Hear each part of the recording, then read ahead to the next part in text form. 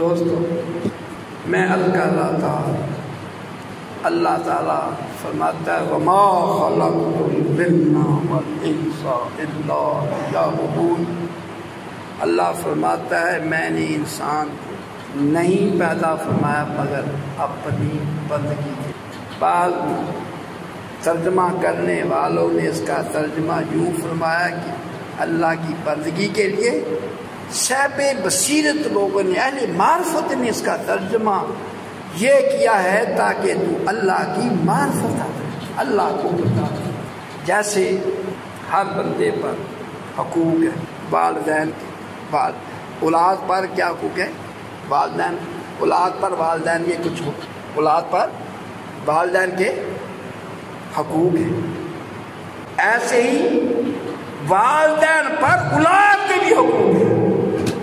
والدین اپنی اولاد کو نیکی کا رستہ دکھلائے، جیسے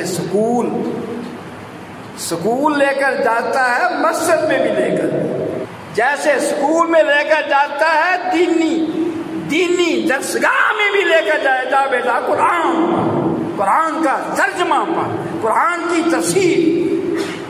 بعض تو وہ لوگ ہیں تو دوسرے علم میں پڑھتے دین کا علم پڑھنے کے لیے، ہمارے وزیر اعظم صاحب ہیں، ان کو خاتم النبیین آج تک نہیں کہنا ہے۔ ہمارا وزیر اعظم سب جانتے، جن کو ہم نے اپنا وزیر اعظم بنایا، پتہ نہیں ہم نے بنایا ہے یا یہودی لابی نے بنایا ہے۔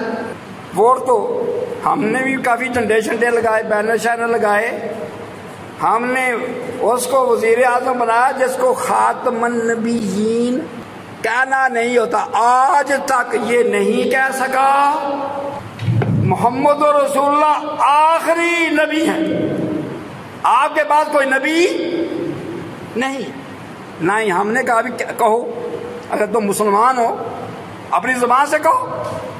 اللہ تعالی ہم سب کو عمل کی توفیق نصیب۔ ہر بندے نے مرنا ہے، یہاں تو عہدے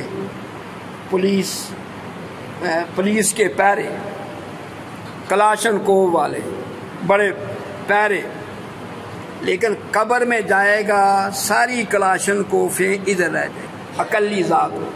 وہاں پر 3 سوال ہوں گے۔ ایک سوال کیا ہے؟ من ربو کا، تیرا رب کون؟ دوسرا من دینوں کا، تیرا دین کیا ہے؟ اتنا کافی نہیں، من ربو کا ربی اللہ کہنا کافی نہیں۔ اگر تو رب اللہ مان لیا میرا رب اللہ ہے، پھر اس کے احکامات کی پیروی کیوں نہیں کی؟ اگر تو نے وہاں پر یہ مان لیا کہ میرا دین اسلام ہے، پھر اسلام کی پیروی کیوں نہیں کی؟ مذہب تیرا اسلام ہے، آیا تو اسلام پر چلا؟ تیسرا سوال ہوگا تو ان کے بارے میں کیا کہا کرتا تھا؟ یہاں پر علماء کا اختلاف ہے۔ بعض علماء کہتے ہیں وہاں پر نبی علیہ السلام کی تصویر دکھلائی جائے گی، بعض کہتے ہیں سرکار تشریف لائے۔ ہر بندہ اپنے من کی بات کرتا ہے۔ ہاں، وہ کہتے ہیں کہ آقا قبر میں تشریف لائیں گے، آقا قبر میں تشریف لائیں گے تو فرشتے پوچھیں گے تو ان کے بارے میں کیا کہا کرتا؟ میں کہتا ہوں بازی لے گئے غازی علم دین شہید، اپنے نبی کے نام پر جان کو قربان۔ بازی لے گئے ممتاز قادری، اپنے نبی کے نام پر اپنی جان کو، پھندے کو چوما، میرے نبی کے نام پر میری جان بھی قربان۔ پریشان نہیں ہوئے۔ بازی لے گئے خاتم حسین رضوی صاحب، ان کی قبر پر میں حاضر ہوا، وہاں جا کر میرے دل نے گواہی دی اس قبر میں لازمی سرکار تشریف لائے ہوں گے۔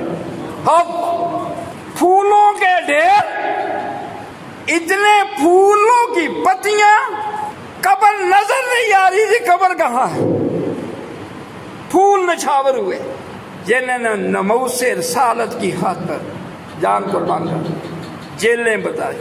پھر بازی لے گئے خادم حسین رضوی صاحب کا بیٹا، اولاد کا حق ادا کیا۔ بیٹا خادم حسین رضوی کا بیٹا بننے کا حق ادا کیا.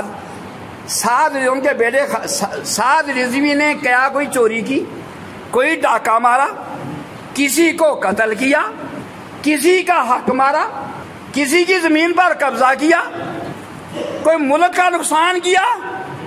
ایک بات ہے، وہ بے ایمان جس نے میرے نبی کی شان میں بے ادبی کی، انہوں نے کہا گستاخ رسول کی ایک سزا سرتن سے جدا، سرتن سے جدا. اب یہ فیصلہ نہیں ہو رہا کہ بڑا پریشر ہے. کیا ہے؟ باہرلی حکومتوں کا پریشر ہے. کچھ وہ لوگ ہیں جن کے اوپر باہرلی حکومتیں کون؟ امریکہ یہودی، برطانیہ یہودی، اس یہودیوں کا پریشر. بعض لوگ ہیں جن کے اوپر یہودیوں کا پریشر، لیکن کچھ وہ لوگ ہیں جن کے اوپر مدینے والی سرکار کا محبت کا پریشر. کسی کے اوپر یہودیوں کا پریشر ہے، کسی کے اوپر مدینے والی سرکار کی محبت کا پریشر ہے. اس بے ایمان وہ برداشت نہیں کر سکتے جس نے آقا علیہ السلام کی بے ادبی کی. جب فرشتے پوچھیں گے تو ان کے بارے میں کیا کہا کرتا تھا؟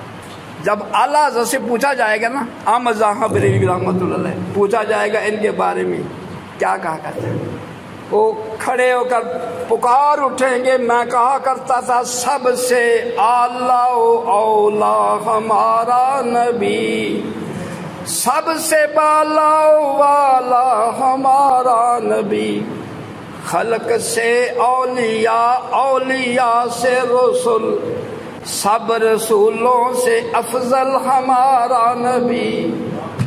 جب خادم حسین رضوی صاحب سے پوچھا جائے گا بھی تم کیا کہا کرتے تھے، وہ کہیں گے میں تو یہ کہتا تھا جو میرے نبی کا گستاخ ہے اس کا سر تن سے جدا، اس کی ایک سزا، ناموس رسالت کے لیے ساری زندگی یہی کام ہے.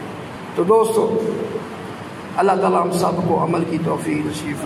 ہمیشہ ادھر نہیں بیٹھے رہے، نہ چودراہٹیں، ہمیشہ نہ وزارتیں. کوئی گورنر ہے تو ہمیشہ گورنر نہیں رہنا، قبر میں جانا. کوئی وزیر ہے تو وزیر اعلیٰ ہے، اس سے اوپر بھی کوئی طاقت ہے. یہ نہ سمجھے میں سب سے بڑا طاقتور میں ہوں، نہیں، تیرے اوپر وہ طاقت ہے تو جس کے سامنے کسی کی مجال نہیں. ہمیں زندگی کو آقا علیہ السلام کی غلامی میں، فرما برداری میں، اسلام کی تعلیمات کے مطابق گزارنا چاہیے. اسی میں ہماری نجات ہے، اسی میں ہماری کامیابی ہے، اسی میں ہماری کامرانی ہے. اللہ تعالیٰ ہم سب کو رسول اللہ صلی اللہ علیہ وسلم کا سچا غلام اور امتی بننے کی توفیق نصیب فرمائے.